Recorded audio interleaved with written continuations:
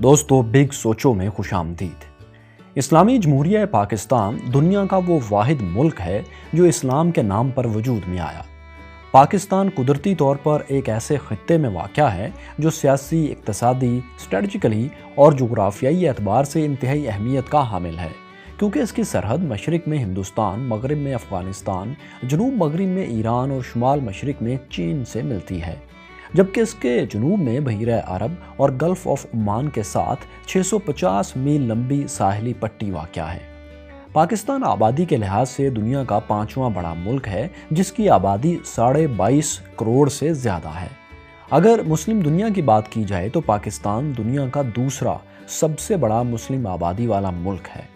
اس video میں ہم آپ کو پاکستان کے دیگر دلچسپ حقائق کے بارے میں دکھائیں گے۔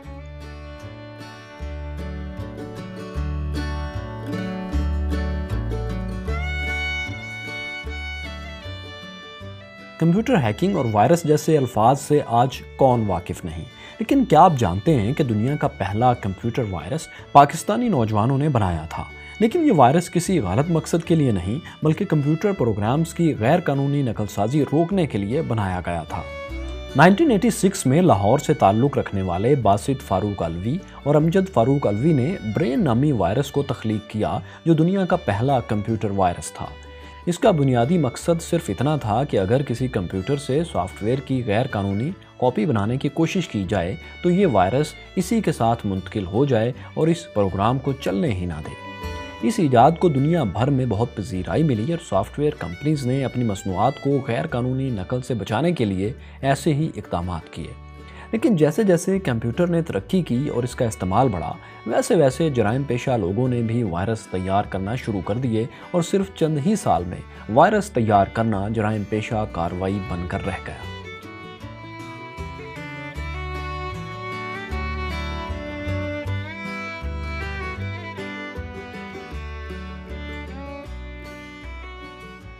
دوستو، دنیا کے سب سے کم عمر سول جج کا تعلق پاکستان سے ہے۔ جی ہاں دوستو، پاکستان ہی وہ ملک ہے جہاں دنیا کے سب سے کم عمر شخص نے سول جج کا عہدہ سنبھالا۔ جولائی 1952 میں محمد الیاس نے لاہور میں سول جج کا عہدہ سنبھالا تو ان کی عمر صرف 20 سال اور 9 مہینے تھی۔ اگرچہ وہ سول جج بننے کا امتحان اس سے بہت پہلے پاس کر چکے تھے، لیکن ضابطے کی کارروائی کے باعث ان کی تقرری اس نتیجے کے 8 ماہ بعد عمل میں لائی گئی۔ یہاں یہ بات یاد رہے دوستو کہ یہ ریکارڈ آج تک قائم ہے۔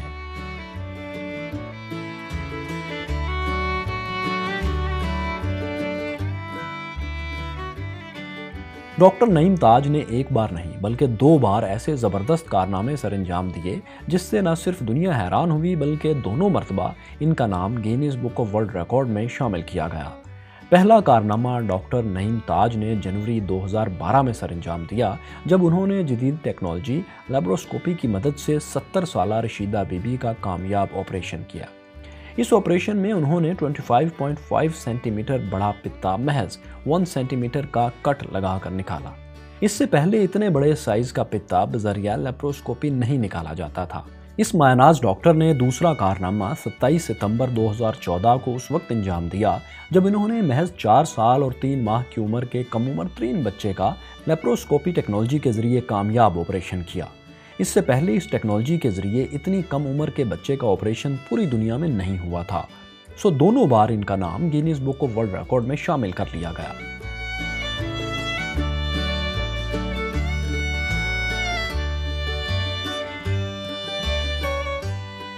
1935 میں گلگت کے علاقے شندور ٹاپ میں، جسے روف آف دا ورلڈ بھی کہا جاتا ہے، وہاں کی اہم شخصیت نیت قبول حیات کاکا خیل نے برطانوی political agent major E H Cobb کے حکم پر شندور میں سطح سمندر سے 12,200 فٹ کی بلندی پر ایک شاندار پولو گراؤنڈ تعمیر کیا۔ اس پولو گراؤنڈ کو ماس جنالی کا نام دیا گیا، جس کے معنی چاندنی رات میں کھیلنے کی جگہ کے ہیں۔ یہ دنیا کا سب سے بلند پولو گراؤنڈ ہے۔ 1936 سے یہاں روایتی پولو فیسٹیول کا انعقاد کیا جا رہا ہے۔ یہاں ہر سال موسم گرما میں گلگت اور چترال کی ٹیموں کے درمیان پولو کا ٹورنامنٹ کھیلا جاتا ہے اور دنیا بھر سے لوگ یہاں یہ میچز دیکھنے آتے ہیں۔ یہاں کھیلے جانے والے پولو گیم کا ورژن سب سے خالص سمجھا جاتا ہے، جسے فری سٹائل پولو کہتے ہیں۔ 19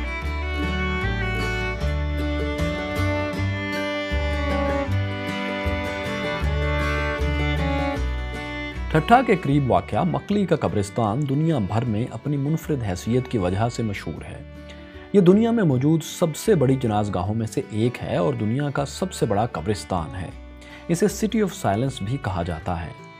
6 मुरब्बा मील रकबे पर फैले इस कब्रिस्तान में 14वीं से 18वीं सदी तक की कब्रें और मकबरे मौजूद हैं। कब्रों और मकबरों की उम्दा नक्शनिगारी और बेमिसाल खत्ताती अपनी मिसाल आप है। मकली के कब्रिस्तान को यूनेस्को ने 1981 में आलमी सकाफती विरसे में शामिल करने का ऐलान किया था। कई तहजीबों और सकाफ़तों के अमीन मकली कब्रिस्तान को देखने के लिए हर साल हज़ारों सयाह आते हैं।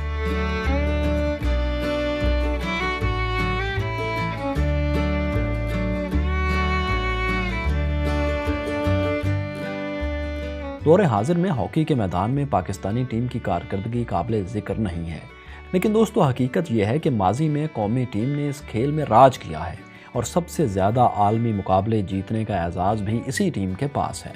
पाकिस्तान अब तक 4 हॉकी वर्ल्ड कप जीतकर दुनिया में पहले नंबर पर है।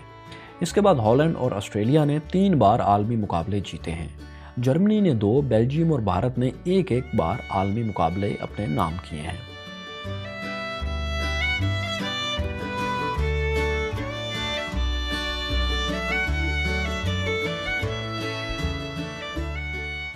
डॉल्फिन्स की एक ऐसी किस्म है जो सिर्फ दरिया सिंध में पाई जाती है, जिसे नाबीना डॉल्फिन कहते हैं।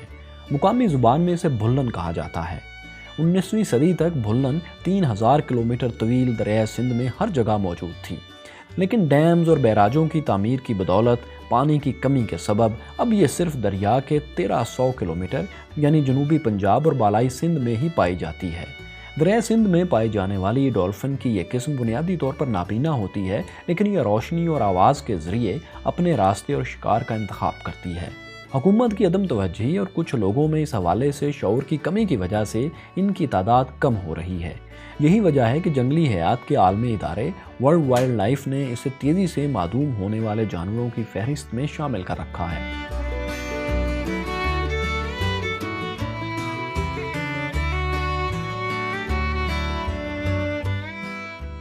पाकिस्तान में मौजूद छांगा मांगा दुनिया का सबसे बड़ा मसनूई जंगल करार दिया जाता है। इसे दुनिया के कदीम तरीन हाथ से लगाए गए जंगलात में से भी एक के नाम से जाना जाता है। जंगलात में शजरकारी का आगाज़ 1866 में हुआ। बरतानवी दौरे हुकूमत में बनाए जाने वाले इस मसनूई जंगल का मकसद उस वक्त के स्टीम इंजन्स को लकड़ी फराहम करना था।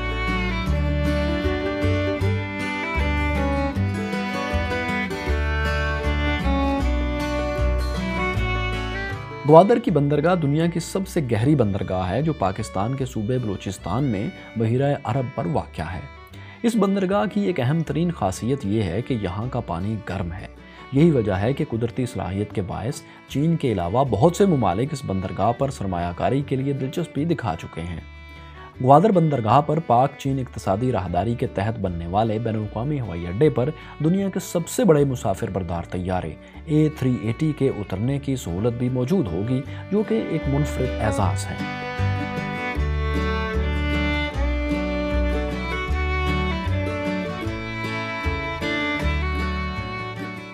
बुलंद तरीन पहाड़ों और दुश्वार गुजार रास्तों पर तामीर होने वाले कराक्रम हाईवे को दुनिया की सबसे तवील पुख्ता सड़क होने का एजाज़ हासिल है। 8वां अजूबा कहलाए जाने वाली कराक्रम हाईवे पाकिस्तान से चीन तक फैली हुई है।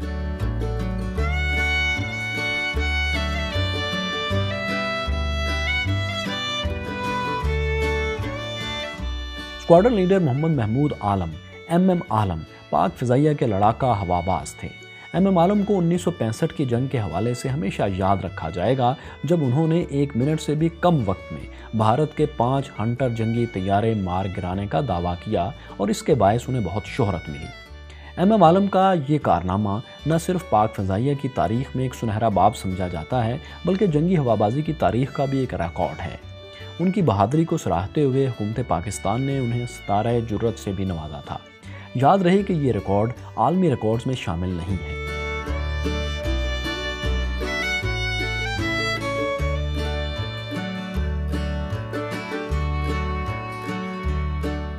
28 मई 1998 की तारीख اس لحاظ سے یادگار ہے کہ اس روز پاکستان نے ایٹم بم کے اولین تجرباتی دھماکے کیے تھے اور یوں پاکستان ایٹمی طاقت کا حامل عالم اسلام کا پہلا ملک بنا تھا، جبکہ دنیا بھر میں پاکستان وہ 7واں ملک ہے جس کے پاس ایٹمی ہتھیار موجود ہیں۔ لیکن دوستو، پاکستان نے ایٹمی توانائی پر سنجیدہ پیش رفت 1960 کے عشرے سے ہی شروع کر دی تھی۔ اس کا سب سے بڑا ثبوت عالم اسلام کا پہلا ایٹمی بجلی گھر تھا، کراچی نیوکلیر پاور پلانٹ، جس کا افتتاح 1972 میں اس وقت کے صدر پاکستان ذوالفقار علی بھٹو نے کیا تھا۔ اس ایٹمی بجلی گھر کی ٹیکنالوجی کینیڈا سے حاصل کی گئی تھی، جبکہ تکنیکی طور پر یہ پریشرائزڈ ہیوی واٹر ری ایکٹر شمار کیا جاتا ہے۔ اس کے علاوہ پاکستان کے لیے ایک اور اعزاز کی بات یہ بھی ہے کہ وہ عالمی ایجنسی برائے ایٹمی توانائی IAEA کے بورڈ آف گورنر کا بانی رکن بھی ہے۔ 29 جولائی 1957 میں ایٹمی توانائی کے پرامن استعمال کے لیے عالمی ایجنسی برائے ایٹمی توانائی کا قیام عمل میں لایا گیا۔ اس کے قیام سے متعلق دستاویز کی توثیق 56 ممالک نے کی تھی اور وہ سب کے سب اس عالمی ادارے کے بانی ارکان قرار پائے، لیکن پاکستان ان ممتاز ممالک میں شامل تھا جو اس کے بورڈ آف گورنرز کے بانی ارکان بنے تھے۔ دوستو، پاکستان کے بارے میں یہ دلچسپ حقائق آپ کو کیسے لگے؟ ہمیں کمنٹس میں ضرور بتائیں، ہم آپ کے کمنٹس پڑھتے ہیں۔